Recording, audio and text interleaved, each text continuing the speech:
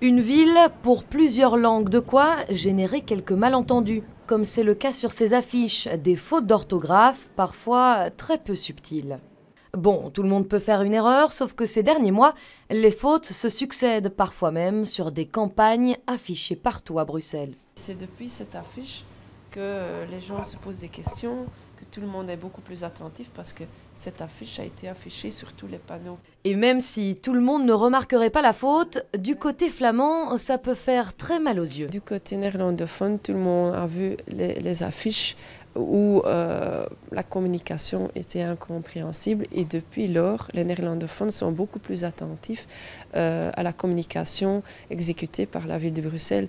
Il faut que ça soit professionnel. C'est justement pour assurer cette communication professionnelle que le collège a décidé de recruter un taladvisor, comprenez, un conseiller linguistique. Il y a cette compétence qui a étudié notamment les langues germaniques, qui est aussi d'origine néerlandophone, et qui puisse relire cette communication pour avoir chaque fois la communication la plus efficiente et la plus adaptée à la langue moderne.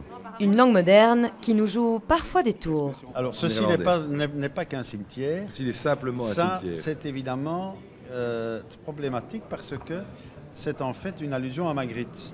Mais c'est ça le taladvisor, ce qu'il doit amener, c'est justement les nuances de la langue. Voilà. Ce n'est pas propre à la ville de Bruxelles. Je pense qu'effectivement, il y a plusieurs façons d'aborder certains mots en néerlandais, certaines expressions, des traductions littérales, ce n'est pas facile. La procédure en est encore au stade de recrutement, mais d'ici quelques mois, Bruxelles devrait être réconciliée avec les nuances et les particularités du néerlandais.